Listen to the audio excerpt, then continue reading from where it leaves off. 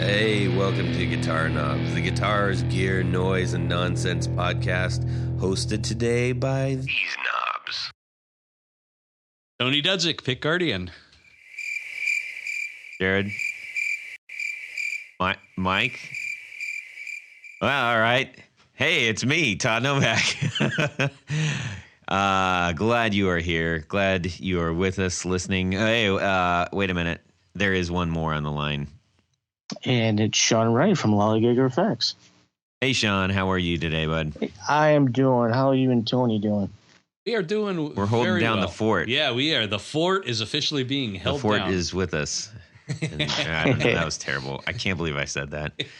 The Three Musketeers. Yeah, seriously. So, yeah, Jared. So, Mike, Thursdays are a little rough for Mike. He's got a lot going on in his life, and then Jared is actually in Hawaii right now. I believe he is doing the doing a luau dance.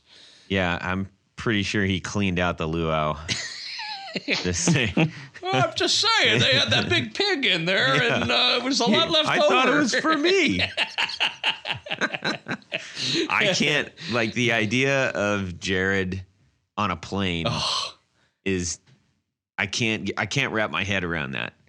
He's going to have a neck ache because he's going to have to bend his head to the side so he doesn't hit the top of the plane. Yeah. Yeah, I And mean, then it's not that's only- a tough trip. Not only that, but just knowing he's got a humongous heart, but he can have a relatively short fuse. And the things that set him off, man, you do not want to be on the other side of it. He's not like a big, terrible, awful. Mm-hmm. He's not a brute by any No, stretch. he's not a brute, but man, it'll get fired up. The switch flips. Yeah, so if the switch flips, so I can't imagine something bothers him on the plane. Oh man, that's a long ways to go.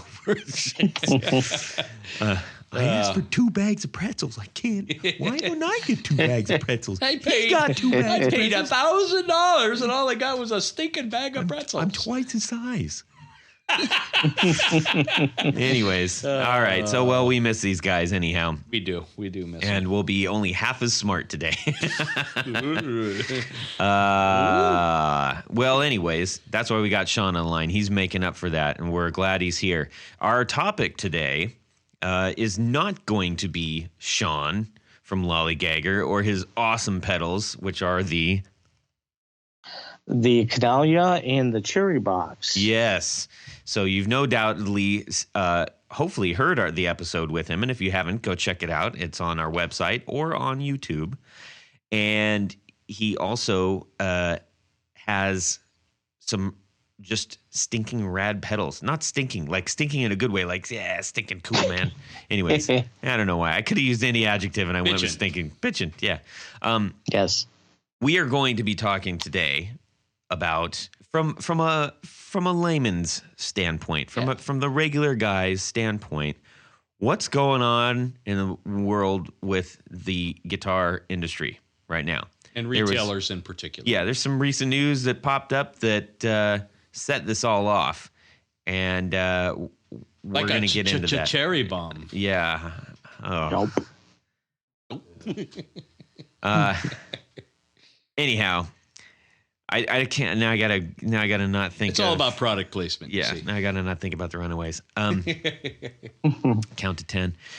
Okay, Tony, what's going on in your world? Well, Wait a minute. what? Who? You got something to do? Oh, Yes, everybody. You Everybody jumped the can't gun. wait to hear about this. okay. So, I'm thinking probably Jared in particular is missing this Yes. because he loves this segment of the show, and I know a lot of you out there dearly love the things that we do here at the Guitar Knobs podcast. Yep. And not a day goes by that I don't hear someone say, "How can I help keep the Guitar Knobs podcast going?" Right. What I'm saying, I'm told that it's quite easy. And I'm told there are many different levels that you can help out at. It's a simple matter of going to patreon.com/the Guitar Knobs. And when you go there, you will see many, many options. Yep. For something like, let's just say the cost of a can of soda. Yes. Or pop, as we like to call it. If you bought one can of pop a month. If you bought one can of pop a month. Road pop. Right. That's right.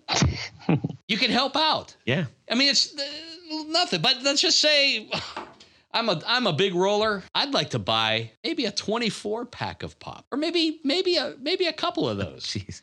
There are ways that you can go from, the guy with the hook is coming on the side. I can see him coming over here. But anyhow, so what I'm saying is, if from big to small, it just really lets us know that there are people out there listening that care about what we're doing. We care about what we're doing. We enjoy what we're doing. And every little bit helps. And I think the larger that you go, the more options there are in terms of rewards. Yes. All the way up to, I believe, a Guitar Knobs custom T-shirt. Oh, no, it goes way beyond beyond that. Way beyond that. I mean, that's maybe middle of the road. Yes. I believe the top tier is you doing a shirtless car wash. Oh, boy. That's going to be some big money. Anyways. Big money. So anyhow, if you want to help support the show, go to patreon.com/the Guitar Knobs. We really appreciate everything you do. And as Jared would say, put your name right on the thing. Yeah. So anyhow, so that's that little bit of business. Yes. Page 2. Jeez. All right. Okay, so now on to things that people actually give a crap about. What's going on? Sean, what's going on in your guitar world this week? Actually, right now, I'm in the process of getting our enclosure for our cherry box mocked up.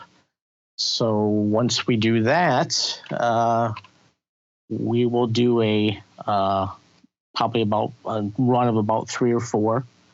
I'm going to shoot them out to a few folks. I believe I'm going to be sending one to you guys. Excellent. And then we're going to get some feedback, and then I'm hoping for a release. Unfortunately, I had to push it back, but it'll probably be after Christmas. Will you be using cherry wood on the cherry? We were talking about that, me and my wife, and there is actually a really good possibility that we will be doing that. I'm not positive on that, but we also may be doing hickory, and I think the motif we're going to go for is red aniline dye, and then having the lettering black. So not too far from our color scheme of our old setup with it. And then we reworked the circuit a little bit. So right now we're in the process of doing that, and then we just got done doing a large order for Japan, and now we're doing a 11-piece order for a dealer out in California. So we're just lots of irons in the fire. That's great. Good for you. Yeah, we're really excited. Yeah. Tony, what's up with you, bud? Well, this week I had an opportunity to visit a gentleman in Granville, Ohio, Steve Weber Custom Guitars. And he is actually the only guy in Ohio that has a Plek machine. And I have to say that prior to my visit, I was a bit of a skeptic. And I think part of it was apologies in advance to Gibson, but Gibson apparently has 6 of these machines, and they supposedly Plek every instrument. And I've just seen some kind of mixed results. So that was kind of my introduction. And I'm so glad that I was able to go out and visit with Steve. He showed me what I think is the right way to use this machine. One with the strings on the instrument.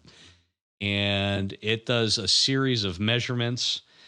So what is a Plek machine? The Plek machine itself is basically a CNC computer-controlled machine that reads the fretboard, reads the frets, reads the action, and proposes basically it levels frets. I mean, in a nutshell, it can cut nut walk slots. me through what this is. So I walk up to this machine.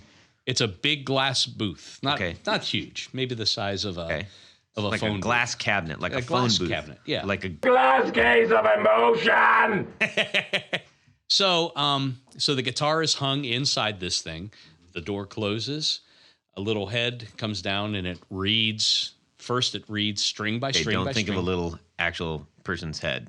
There's a little head, a little tiny head, and it actually rolls along the fretboard. And at each fret, it gives the measurement how far away it is from the center. Okay. So basically, it starts with a baseline of what the wood looks like. Then it goes fret by fret by fret and reads the height of each fret at each string. The height of each fret at each string at each fret. Okay. That's our, I'm getting all confused. I'm getting all flustered here. Yes. And so graphically, and this is the part that I'd never really seen before because I've seen them in operation on YouTube and other things. Other places have posted that, but I'd never seen the software side of it. And basically, it provides a chart, a graph that shows the shape of the fretboard, the shape of or the height of each fret, and you can do string by string by string.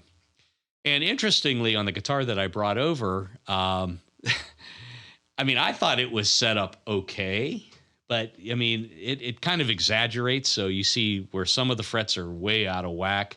And in this case, there was actually a slight twist in the fretboard. Oh, no. And as they went to the end by the 21st fret on the high E side, they had actually oversanded. So there was a big drop off. Uh-oh. Wow, really? Yeah. And so, I mean, I didn't really notice it, but it was there. So that's step one. It tells you, okay, you might need to put some relief in the neck or take some out, whatever. Does another measurement, and then it makes a recommendation based on this type of action that you want, the strings that you have on. This is all done tuned to pitch. And it then provides another graph, and then you can make some adjustments to make sure that you can grind enough off of some of the high frets, but still leave enough meat on them so that it still plays. Right. And fortunately, in this case, so in the case that there was some drop off on the close to the 21st fret on the high E side, it actually compensated for that drop off by leaving a little more fret there. So, I mean, once you give it the okay, it goes back in. The first thing it does is it cuts the nut slots to the specs that you want. It goes in literally fret by fret.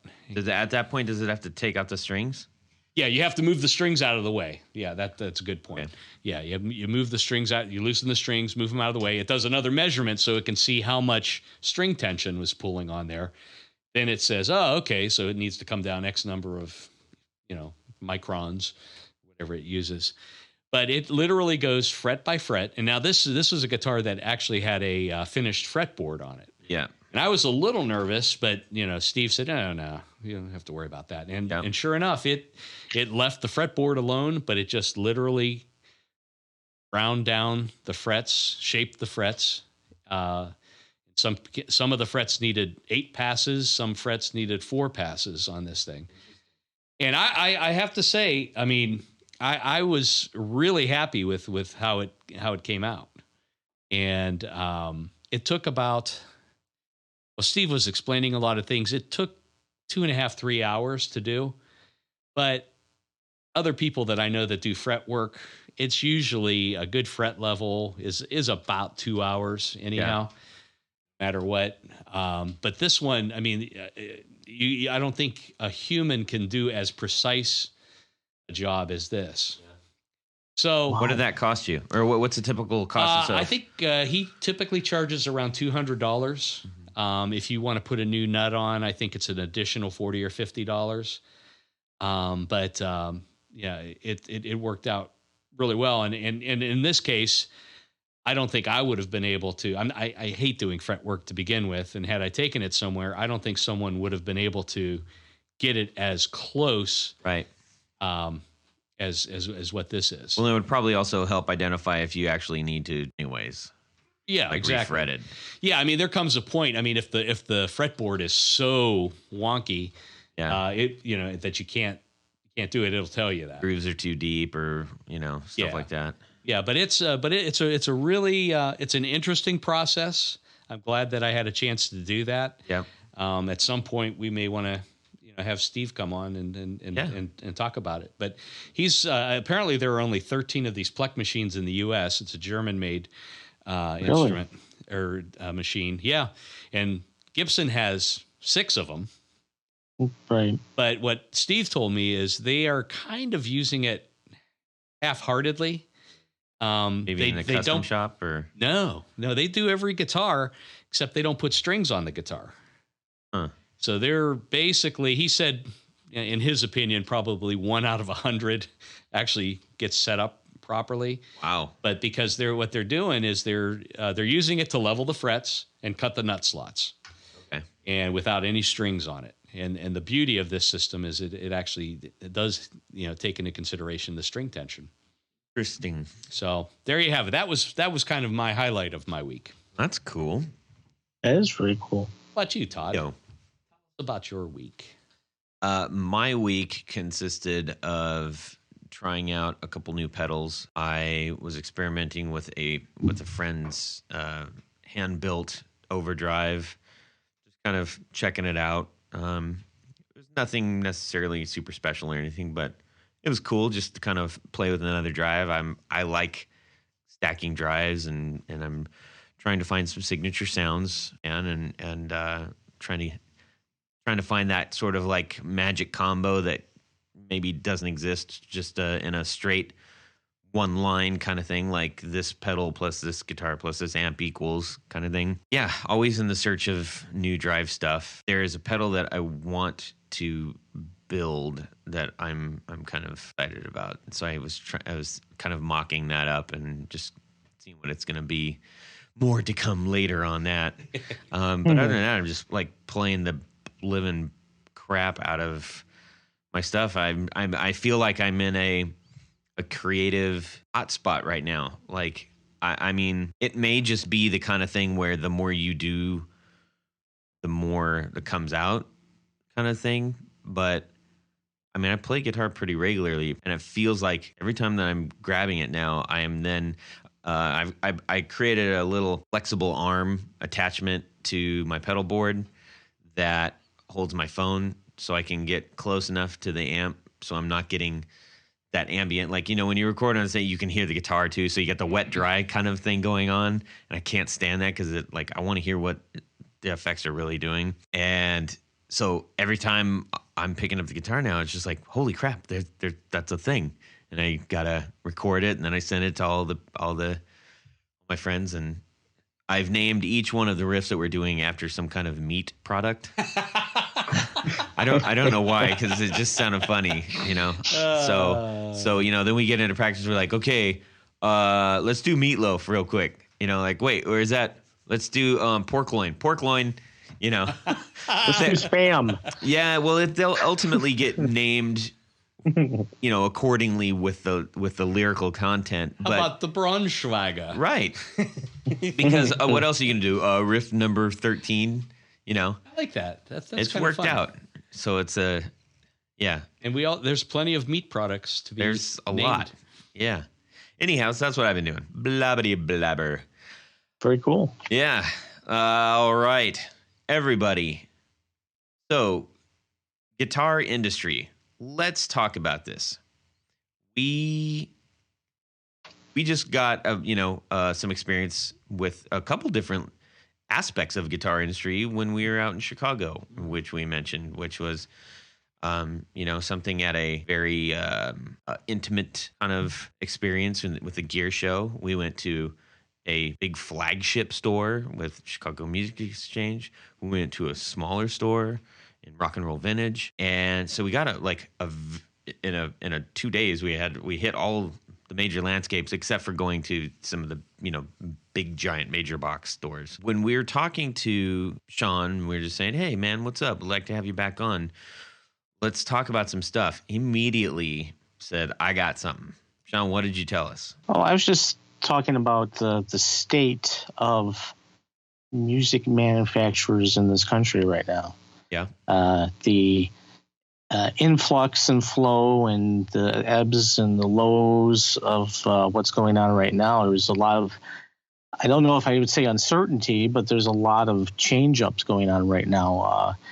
You have what's going on right now with Gibson, which is not necessarily, people didn't, they saw it coming, but the fact that it had gotten to that point. And I think I was telling you and Tony about PGS closing doors now. Yeah, so if you go to try to find what Andy, one of the most beloved demo guys out there on the interwebs from Pro Guitar Shop, you're going to get redirected to Reverb. That's right. So now there's a little sign that says, hey, Andy's with us now. So can you give us shed a little bit of light on that real quick? Yeah, I think it was a good move on Reverb's part. I had a feeling that the announcement of the PGS, I have a feeling the insider people knew for probably quite a while. And it sounds like to me that, and I don't know this for sure, but it sounds like to me that, Andy and Reverb probably got together a little while ago, and they're, decided to, take Andy on, which is really smart for them, because people think that Andy is just like a demo guy, but Andy is integral to the whole production, filming, sound of the whole thing. So it's a big asset for them to get him to come on there. And for when you have a company that's maybe not doing as quite as well, but then you have a company like Reverb who is doing very well, it's kind of a confusion. I think a lot of people would think, it's like, why is this one not doing well? Why is this one doing well? And that's kind of what I, thought would be interesting to talk about tonight. Yeah, I think it's an excellent subject. I mean, I think we've all experienced that. We talked a little bit about what's going on with Gibson, and they had one of their, I guess they called it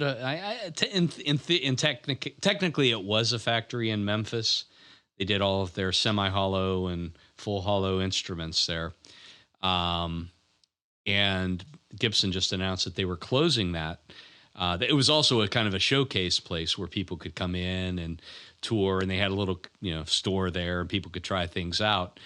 It was a place for people who had love for Gibson, some sort of, affinity for it, to be able to say, hey, I want to connect with the brand. Yeah, exactly. And if you go to Nashville, really, there's the big factory, there's the custom shop, there's Epiphone, and then there's the Gibson Repair Center, which is closer to downtown. But none of them are really open to the public, and that's what Gibson in Memphis was. It was people could go in and do tours, and if they didn't do the tour, they could at least go into the store and visit that. And hopefully Nashville does something like that. Maybe not at the factory, but at a downtown location. I feel like it seems like they would be such a humongous miss if they didn't, because Nashville is such a tourist town. Yeah. And a music mecca. It is. They've tried different things. There was, interestingly, the Gibson Repair Department occupies a space that was Valley Arts. And so if you ever go down there, you'll see a giant Strat that says Valley Arts Gibson. Right. Gibson bought Valley Arts out. But it's very strange to see the word Gibson on a Strat with a giant Strat on the side of the building. I was out a couple of years ago. I went to the NAMM show in California and visited the Fender custom shop out there, factory. And they were already booked up in terms of tours, but they had the same thing. They had a shop where you could buy clothing and accessories and different things. But the cool part about that is they actually had a little room where you could try out just about every model that they had. There was another room that you could kind of put together, take this neck and put it on this body and different things like that. So you could kind of make your own order. Oh, that's neat. Of things. So that was so like an actual showroom type thing. That's it cool. was. That was connected to the custom shop out there, Fender Custom Shop. And so that was kind of cool. So I'm hopeful that Gibson would do something like that, at least open something up to the public. I think they have to be aware that the public opinion, there's chatter. It's like if you search Gibson guitar for any reason on the internet, it's like for every direct link to a guitar, there's also a link towards some kind of a message board or comment or news article or something where people are going, "Sup with Gibson," and not really in a good way. So I think people are a little bit critical of it, and also being sort of the industry giant for so long. That's part of it. I mean, there are some cons that come along with being the giant of the industry. Yeah. And I think both Fender and Gibson have experienced that. Yep. Well, that's what I was going to say is that, to be devil's advocate, this is not anything that Fender didn't go through, during the CBS buyout. Yeah. Their forays into their first line of solid-state amplifiers. There was a lot of missteps there, and I think with Fender, they kind of learned through their mistakes, and for the most part, has been pretty consistent in the last 30 years. Gibson really has never had that much of a problem. Everybody puts out a dud once in a while in terms of a body design or whatever. I just happen to think that maybe the team there is a little bit confused or doesn't quite know what they want to do with the with the management. Yeah, it probably stems from management down to maybe people are afraid to express what's really happening. I don't know. I mean, we'd all be pretending because we're not privy to any of that. But when I see a picture of 5 Day Glow LPs, I just saw that. You just gotta wonder what are people thinking, and I'm not trying to berate or belittle. Yeah, everybody has to try something different, but they just seem to me they've done a lot of weird things lately. So shall we say maybe they'll grow out of it? I don't know. Well, I think I'm going to buy some stock in hairspray companies because apparently hair metal is back. Well, the thing is, are they early to the jump or are they late to the jump? That's what I'm trying to figure out. I think they're trying to start a new trend. I don't know, but anyway, well, let's talk a little bit more about the retail side of it because we've talked about the builders. I mean, it seems like before we go there, let's just say that I personally have noticed a lot more boutique builders, whether it's guitars or pedals. Or our whatever. entire show is based around that. Yeah, and so that's really promising to see that. Those are definitely. I think there's an upswing on that. Yeah. But maybe the big guys are having a little tougher time because maybe they're not as in touch with their buying public. I don't know. I think that is a major. We've, alluded to this in past episodes and stuff. And by the way, for the record, like I have no industry connection. This is me as a regular Joe, just speculating and talking about something that I'm passionate about. Tony has a little bit of inside information to a certain degree with some of the work that he's doing. And Sean, I think you're probably sitting there with me on the little sofa. The love seat. Yeah, the love seat. You two are on the love seat. I'm on the big economy. You're sitting on the arm because I'm a big guy. But I think that as a consumer, as a guitar player, as a guitar enthusiast, one of the big things that me is driving a lot of this sort of fervor right now is that we're talking about the guitar industry, not the state of guitar gear. Me, Right. it feels like separate things. If we're saying the guitar industry, to me that means some of the big giant box stores or major suppliers or really big brands where they are very connected at the hip. Something that I have just taken note of is that as a consumer, I now, via the boutique explosion, I have a much more accessible, tangible way to more directly form emotional reason to want to align with a specific brand of pedal, of guitar, of cable, and just about anything. Pedal board, you name it. There are brands now that I have direct access to. They feel familiar because I'm seeing them constantly in my Instagram feed. I can have a direct conversation with them via any one of my social platforms. So what that is offering us now, we've, to a certain degree, removed the middleman, right?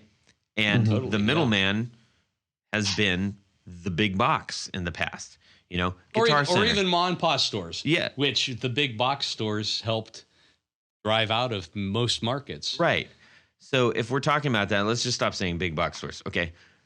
Guitar Center, Sweetwater, Musician's Friend, Sam Ash, like you name it, all those things, and whatever else is in your specific country that you may be listening in. I know there's quite a few in the UK as well. When you go into one of those shops, you're to a certain degree, you're very much at an arm's length. Pedals are usually behind glass. Guitars are the expensive ones are hanging up a little bit higher. You have to ask someone to use it.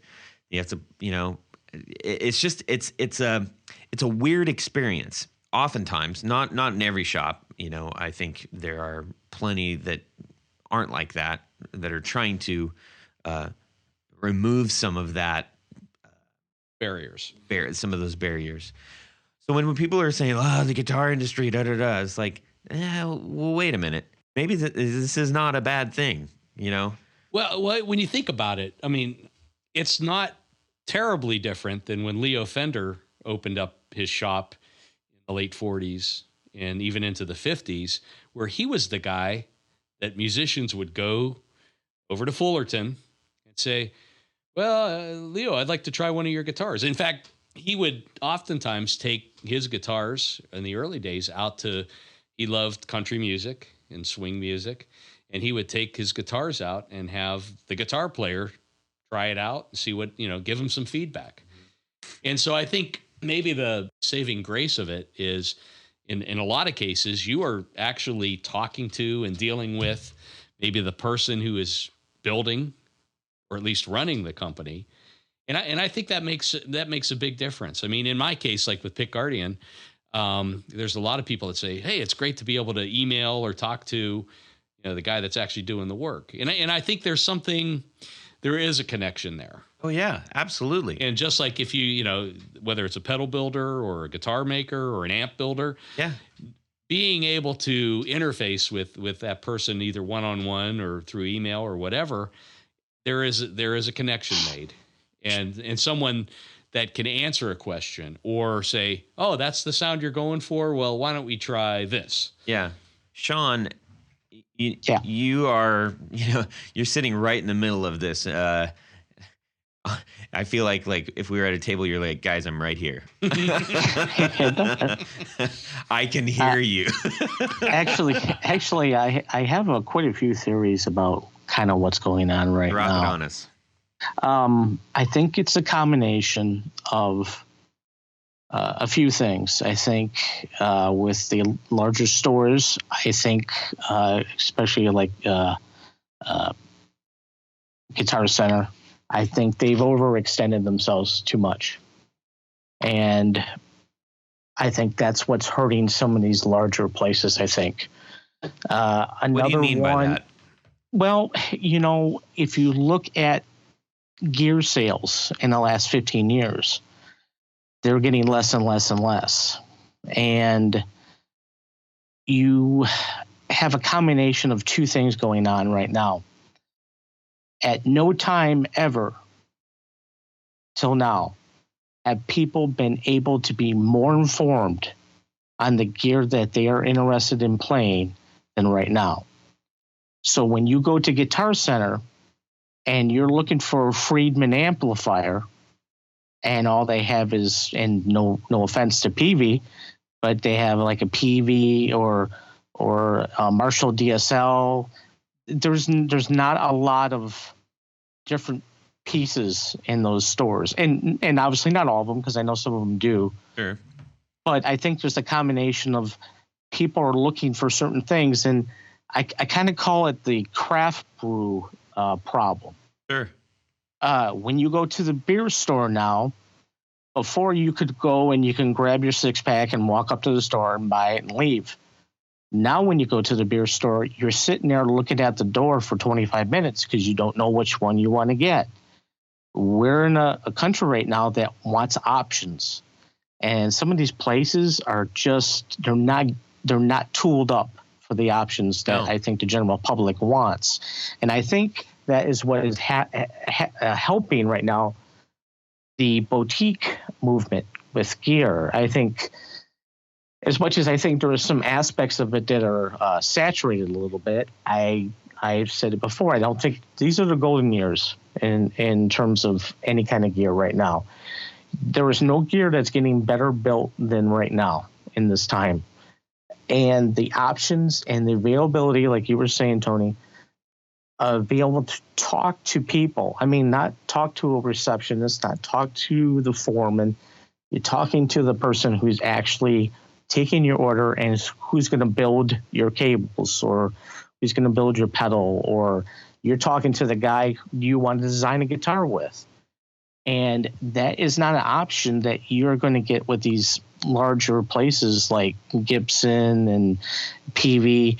They are manufacturing centers, and I get that. I mean, you couldn't be on the phone all day long with the amount of customers that they have. So I think there's just a degree of people want options. People are more knowledgeable about what sounds they want, or at least what gear they want to try. And I think that they are looking back to a sense of quality, where I think the Walmart mentality of the society is kind of starting to change. I'm seeing a more movement back to the mom and pop stores. I think there is a degree of, in terms of, fluency, in terms of like you have your lower income people, they're always going to shop at the lower end. And then you get, I think the middle class is starting to get a little bit stronger now. I just think people are saying, I don't mind spending X amount of dollars on a good piece of gear. Now, it's not like it was 20 years ago where people were just shooting units out the door. But I think with the boutique guys, the guy only has to sell 3 guitars a year. You know what I'm saying? If he's doing it on the side. Yeah. Or like a Cower Guitars, which, they're moving out lots of units, and they're a small. They don't have to get every part of the corner of they just like, this is our niche. This pays our bills. We're happy, and move on. And I think that's one of the things that it's going well for the smaller guys and not so much for the larger. Yeah, you mentioned that people want options, and I would actually, I'm going to expand on that a little bit. I think that there's a difference between saying we want options and we want, I use the term often, signature or fingerprint, right? Mm-hmm. As an enthusiast, or even if you consider yourself a musician or just an enthusiast, either way, if this is your passion, if this is your hobby, a way that people get deeper into that is by making it their own. If we say, well, people want options, and Gibson responds, they say, great, here's 17 versions of the Les Paul. That's not necessarily what we're asking for.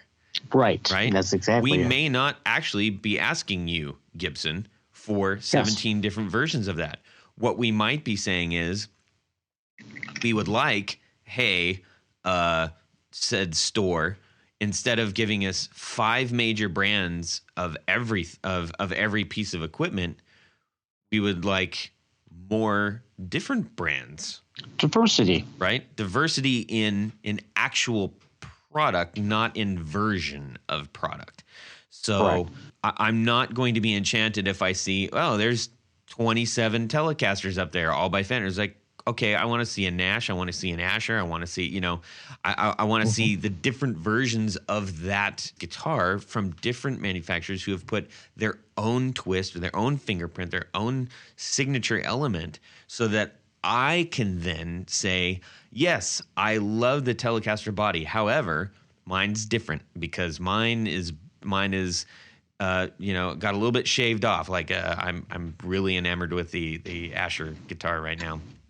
After picking it up, and by the way, I sent you a note, Mr. Asher. So I hope you hit me back. Anyways, but just that is like, I was in a sea of Fender and Fender style guitars. And you saw that one. I saw that one. I was like, whoa, what's that? And actually, right before that, this is a little, tiny diversion, but I think, Tony, you handed me a Nash. Yeah. You picked up this Nash and you said, dude, this is you. Like, look at this. And it was like a dirty white, had some nicks on it. Okay. It was off white with a white pick guard. Okay. And I like remember, I've got a photographic memory. So like I was like, bow, right? And I saw that.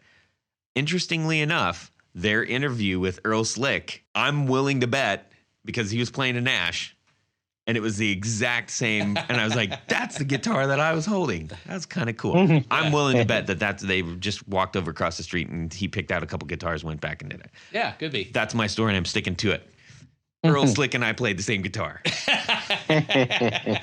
Wow. Anyways. You're famous. Diversion. So anyway, I just wanted to point out that no, not 5 or 6 neon. That's not what we meant. Yeah. I think being in touch with your buying public is so important. Yeah. And knowing, there's a certain amount of pre-guessing, I guess, that you have to do. But, I hate to keep dwelling on Gibson, but they've had a lot of fumbles over the last couple of years. I mean, the biggest was the auto-tuning system, which just every guitar player hated. And I know they spent a boatload of money to be the exclusive distributor. Back, actually. Well, I think it's still available, but I mean, they're selling them off like really super cheap. Yeah. Trying to get rid of them right now. Yeah, and that was just kind of that I think spoke volumes about offering something that nobody was asking for. Yeah, I can't. But even with that, though, I can see that they're trying to do something. Maybe they're not tuned into, or not doing it correctly. Tony, did you see the ad where they showed the neck of the LP and it had a crack, and it was an ad? There's a crack. I didn't see that, but I'm going to have to look for it. You need to look. There's actually a crack at the back of the angle of the headstock, and it's an advertisement photo. That's the kind of things I think people are going, what the hell? I'm going to buy a 59 historic. I'm going to drop 10 grand on it, and I need to take it in to get the frets cleaned up. Yeah. That's, to me, is where I think they're really dropping the ball. Like I said, everyone comes up with a stinker idea, and that was definitely one with the tuning. Oh, boy. But yeah. they're doing like, and I don't want to be just a beat up Gibson thing, but real quick, it's like, have you been noticing this? We're going to sell a Gibson Les Paul for $100. Yeah. And they basically get a plank of wood, throw some pickups in it, and they're going after the wrong market. There's like, you have something, it works focus on fine tuning it and keep going in that direction. You can't be world dominant. No one can be. Only Microsoft can do that.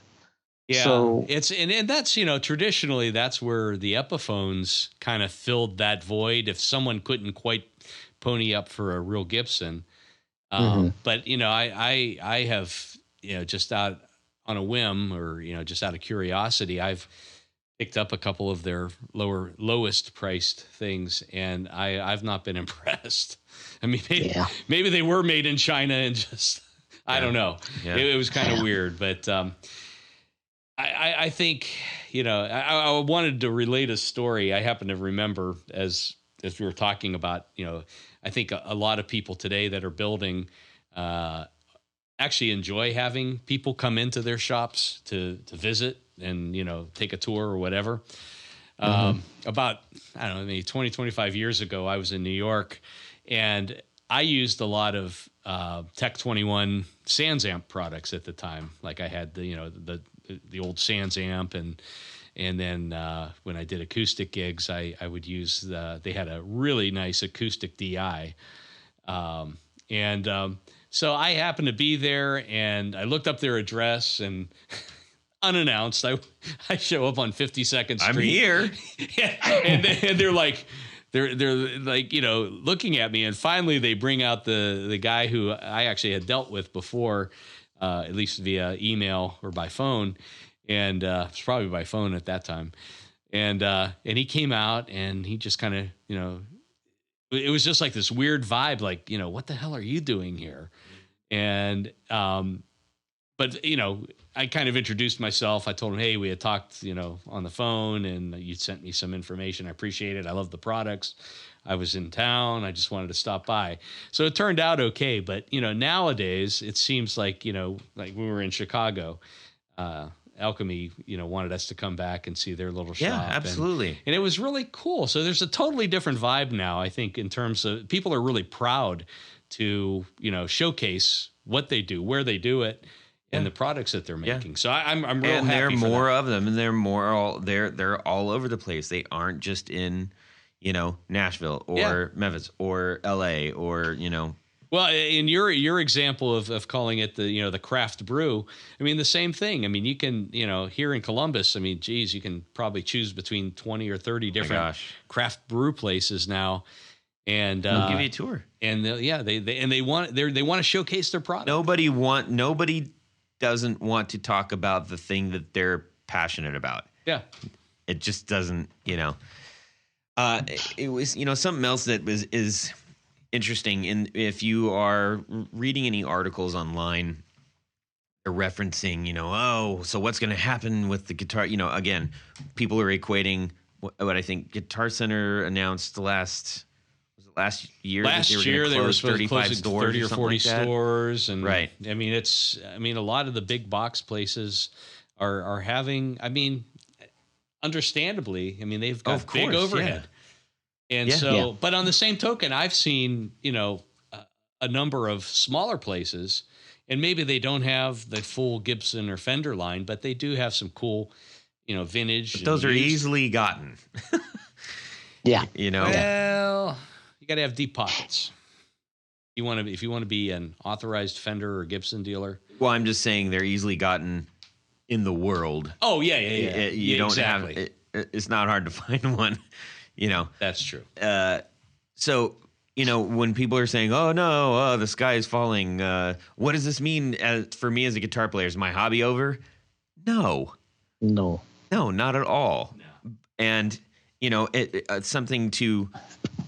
Conversely, make a point is I get my email from FX Database. Yeah, had a couple conversations with the guy who's running that, and Bart.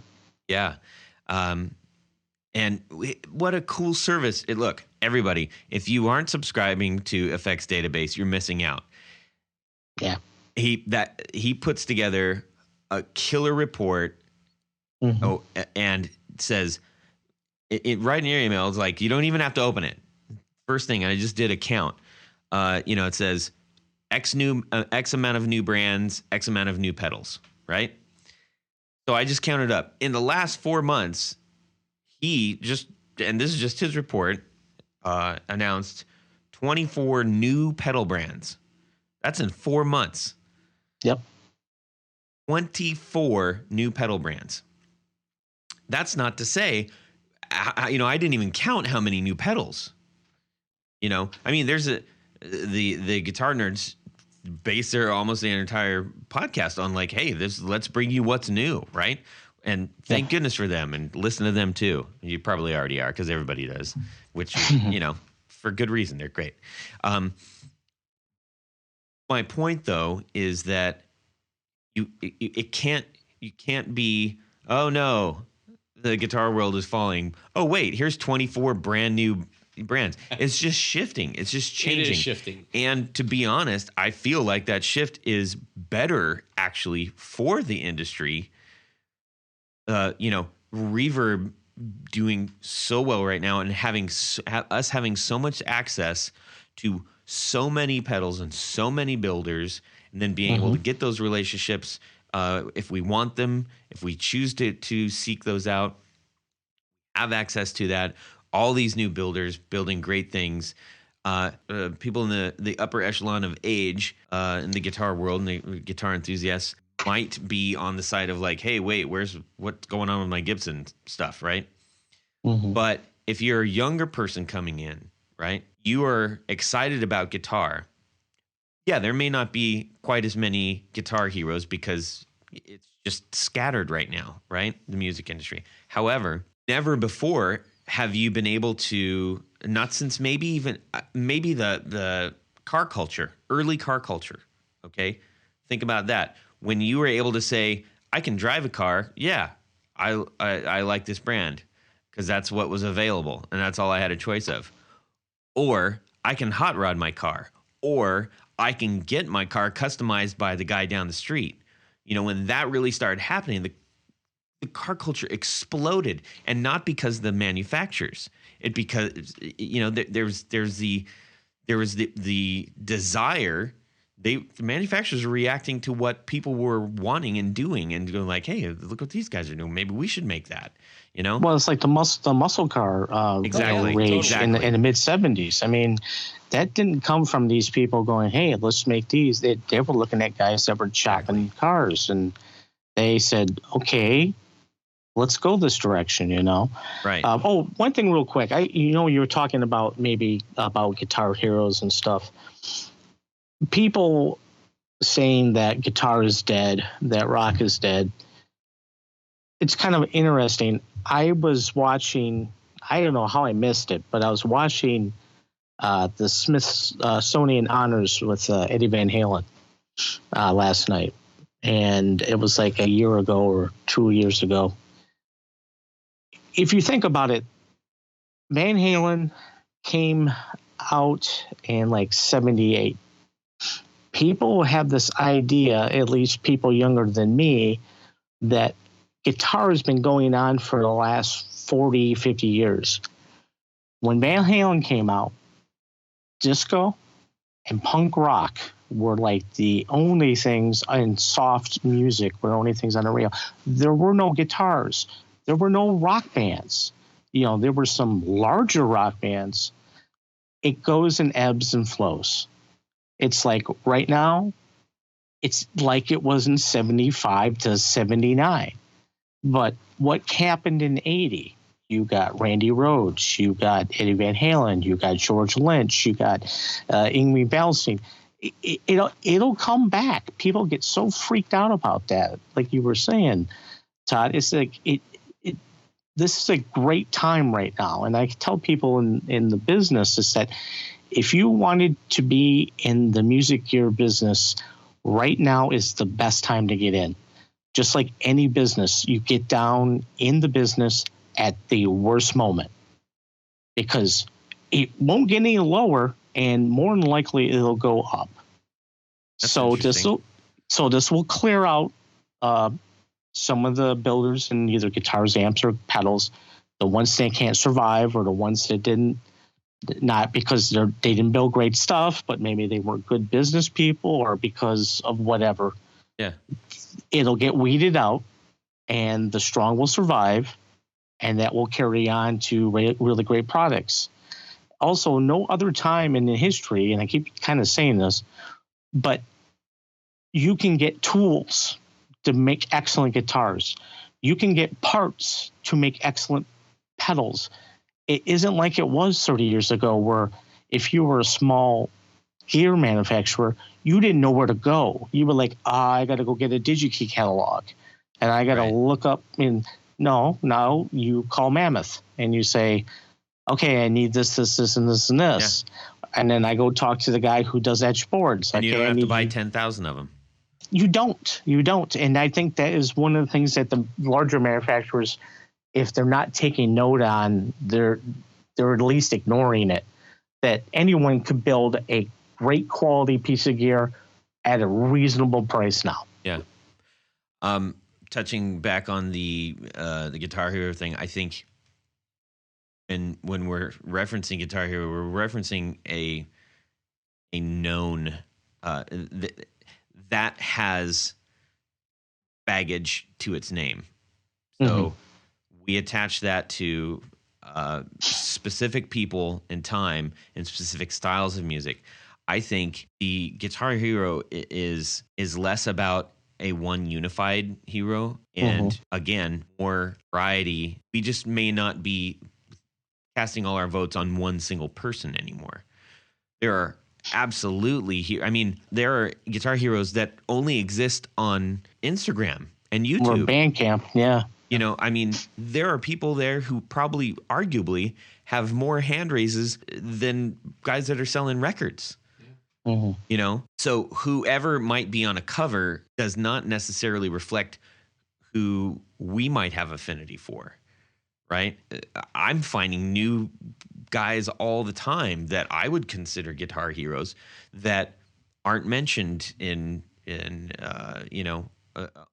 magazines or wherever else we may now see guitar heroes. It's not the big stage anymore. There are so many more facets and breakdowns of who those people and things are. Our worlds don't have to be defined by everybody else. And I guess that's my point, is that my guitar world is not defined by what Guitar Center says this is the guitars you need, or what Guitar Player magazine might say this is the hottest guitar player of the year, or what video is being replayed over and over and over again that I say, well, that must be the best guy. It is absolutely 100% my choice who I choose to have as my guitar and or gear heroes, my affinity towards specific brands, reasons why I like them, who I say, this is my set. You get to create your own gang like you never have before. That's empowering. I think that is exciting. And it's like, that's what gives me like loads of passion about this that I never had before, because I never had the access, never had a choice.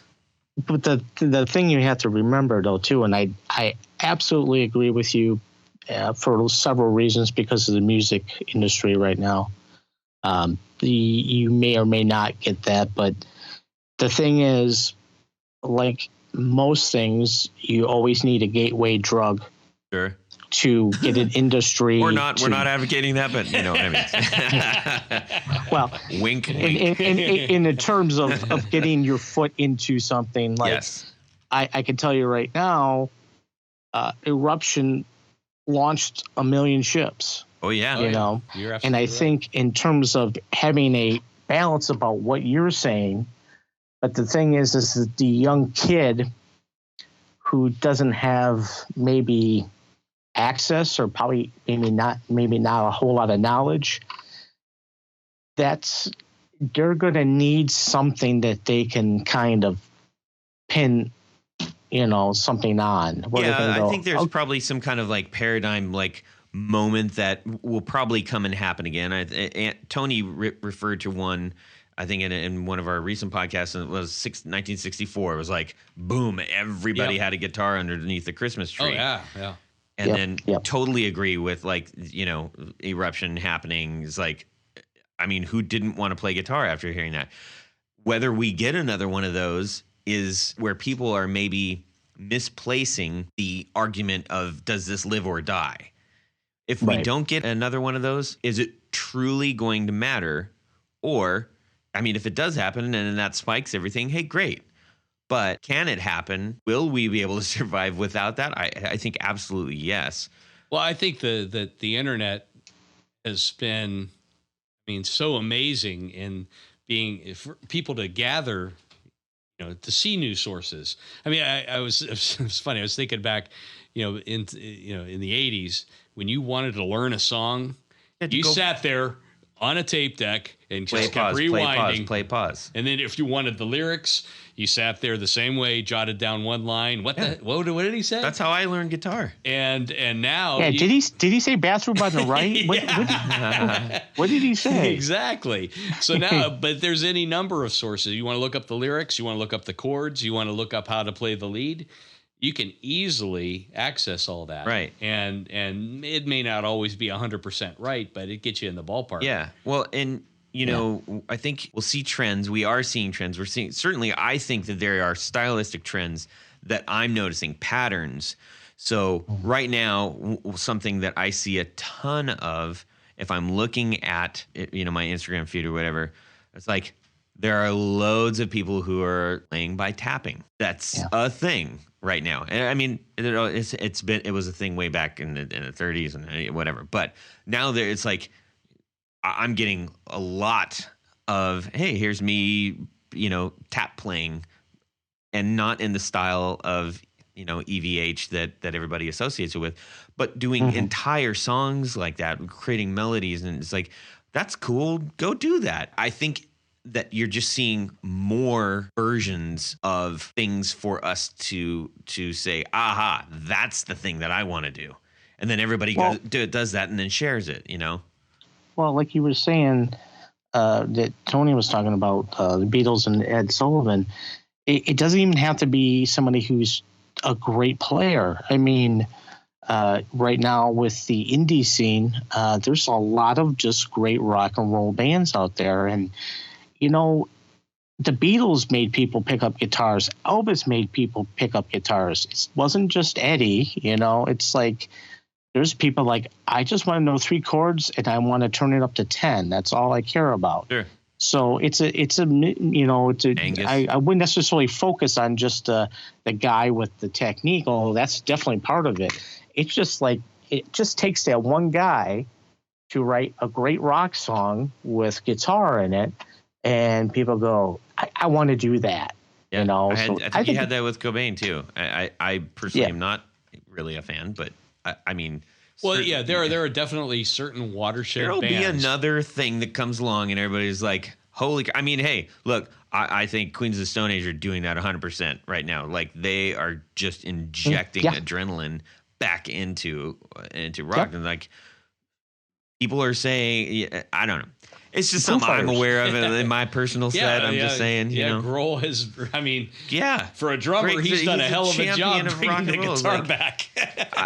They're out there. They're out there, and there's, I'm confident that it's going to be better than ever. It's going to be healthier. Sean, you've said that before. It's like this is the time. We've never seen it like this. I think so too. Yeah. Now I'm saying that we're couch experts right now. We may be eating our words next week, but right. But no, it's interesting because we've kind of shift focus now because we started with manufacturers and retailers, and now it's a circle. It feeds each other. It's like they do. If nobody's asking for the products, nobody's going to build the products. If nobody builds the products, nobody's going to play for the products and ask the products. So it all works together. The only difference is that it's a constantly spiraling upward thing because of new players coming in, new technologies, new advents in music, and the exit of old ways of thinking about things. Yeah. That's the only difference. And innovation too. I mean, look at Florian. Oh yeah. I mean, there are people that are doing really great things. His millimetric guitars they're awesome. Nobody's doing one that. was doing that. So there's a lot of innovation also going on. The digital effects that are coming from guys like Dr. Scientist and Mantic and a lot of those Canadian guys. They're doing really super innovative, great stuff. Canada. Yes, they're kindly killing us. Sorry. Yeah. Well, Sorry. one other thing that I'll touch on in this subject is, aside from, so we've talked about the retail guys, we've talked about the smaller builder guys, we've talked about the actual players. Another huge aspect of the guitar industry, the guitar world, right, that we're in, we are now seeing more so than ever unions happening. So I've been in communication with Frank Daimel over in Germany. He is part of the EGB, which I believe stands for the European Guitar Builders. It's German, so it's got to be cool and very good. And also the HGGS in Vienna. So they're getting together, forming unions, right? We have that over here. Where we just went to one a gear show where builders got together, created a union of builders and enthusiasts. You have micro shows happening, such as like Fear the Riff just happened. There's now, granted, I'm kind of mentioning shows, but they're more than shows because they're being organized in different ways. Frank was kind enough to say, hey, you should really talk to these guys that are these people that are in these groups, and here's the names of these builders. And that kind of access just is fantastic. And it just, to me, it shows the solidarity of builders and of the enthusiasts and of the people involved in whatever aspect it is, whether you're a builder, whether you're a player, whether you just like to hang them on your wall. There's ways into the world. Yeah, don't just do that. Play them, for Pete's sakes. But my point is, there are ways into your guitar world beyond just having gear, beyond just playing the gear, beyond just talking to your friend. There's so many different ways to connect now, and I love it. I flippin' love it. Yeah, with shows, with clinics, with gear related things like you were saying. I can't speak to any of the other products, but although it's far from a union, the pedal builders, the smaller guys, we all know each other. We all talk, and there is a lot of bending down to reach and pull up in that community. I'm very blessed and very lucky to be working with a lot of these people. And I was a guy, he talked to me about, I need to get in stores or in the past, maybe somebody would have said, well, I'm not going to help you. Yeah. But I'm like, if somebody gave me that info, I'm going to pass it down. And it helps everyone because I can't build 50,000 pedals a year. Okay. So it's not going to hurt me if that guy builds pedals and that guy we're all going to sell pedals. You know what I'm saying? And for the most part, a lot of us are really different in our approaches.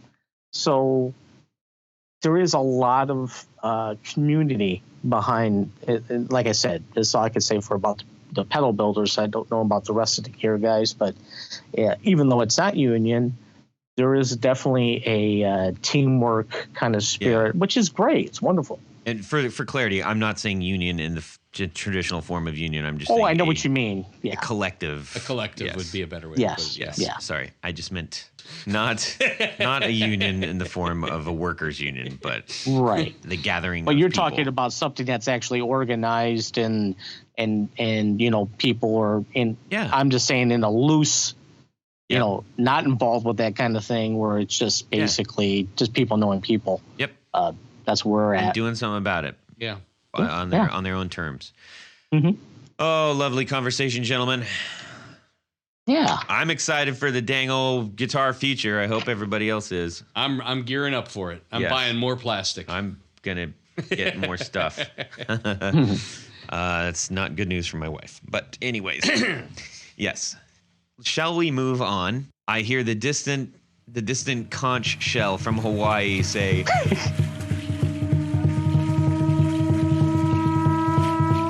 "Would you rather?"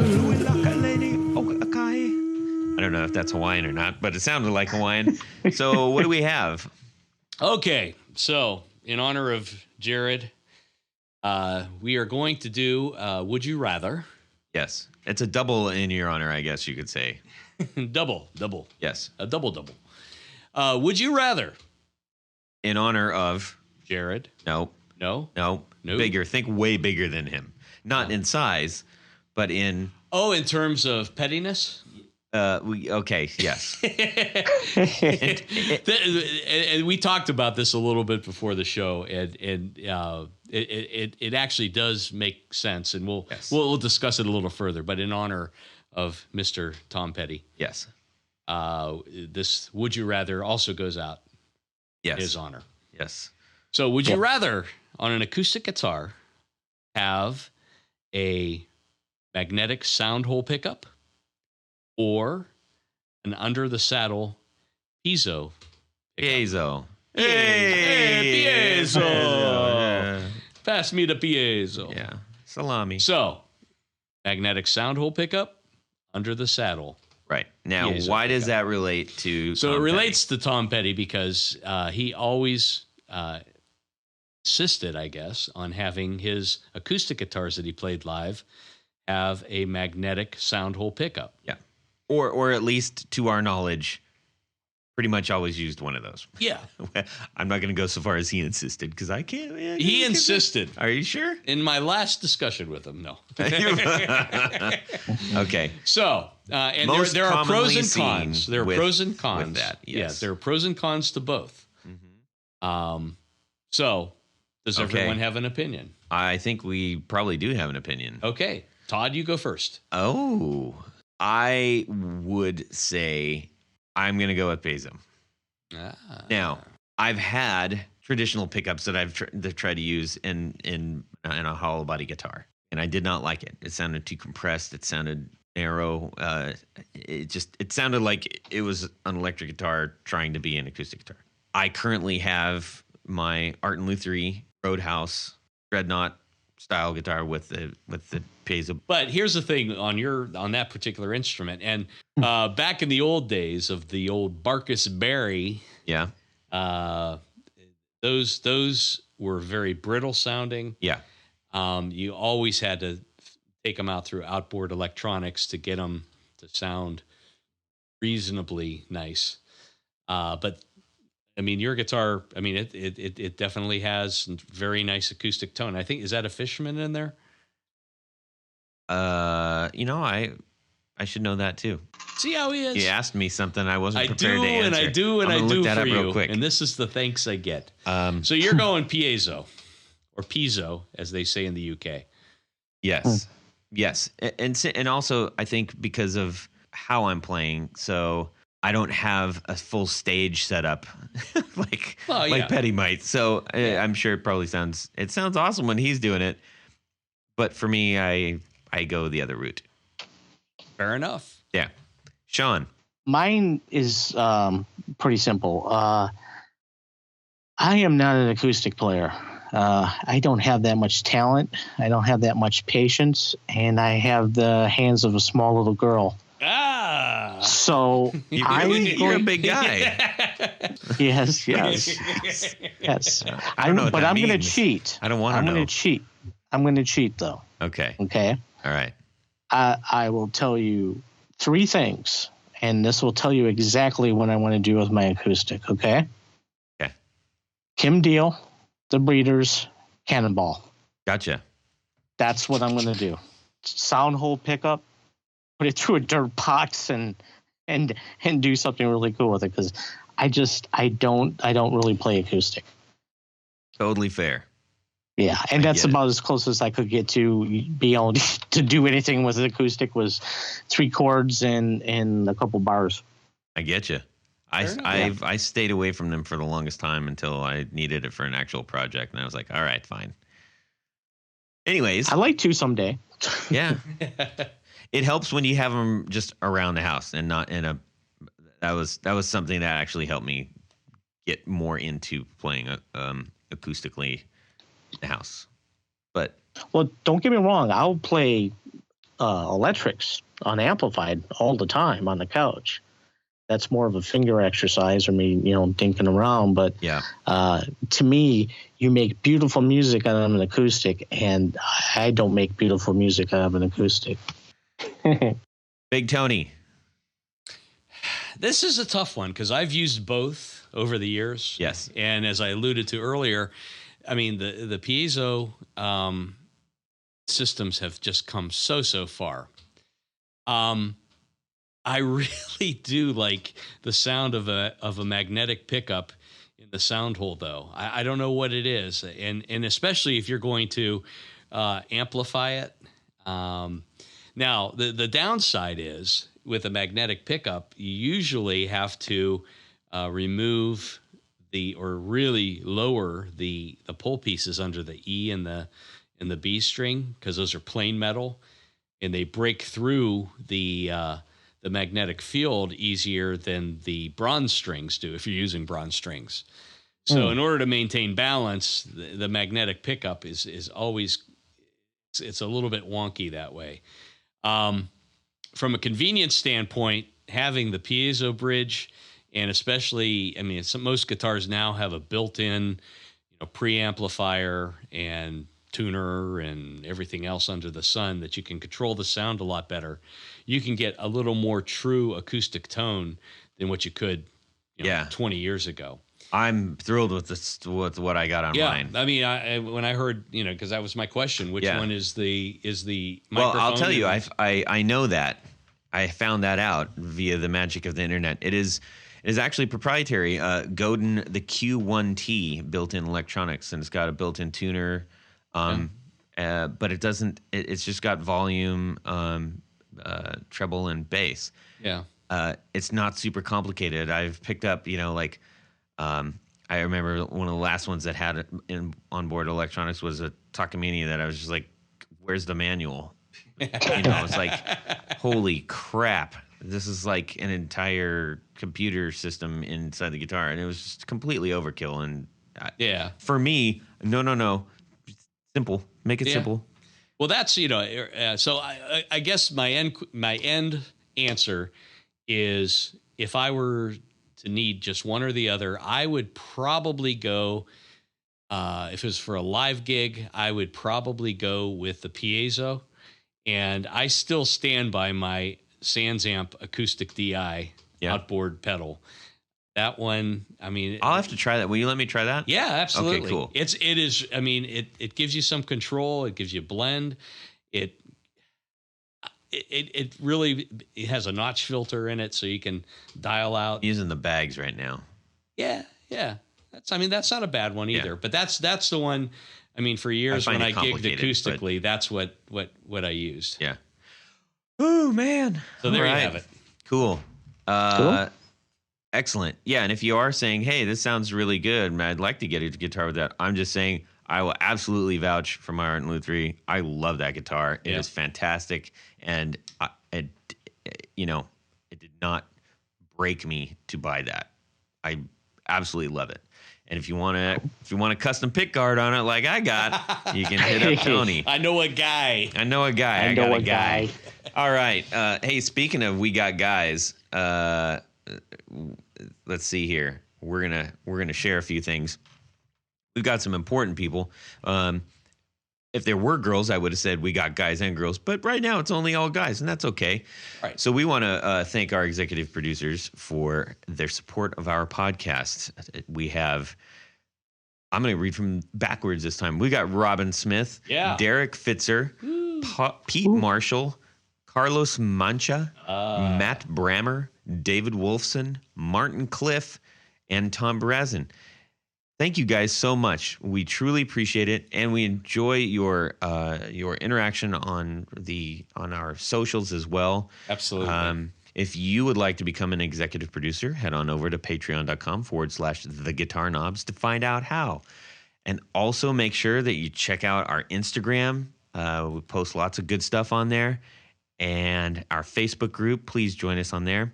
I know I have a little thing at the end that tells you where to do all that, but I just felt like saying it. It's a little bit more personal-like. And Tony, you can be found at? I can be reached at www.pickguardian.com. And also on various social media platforms. Excellent. And Sean?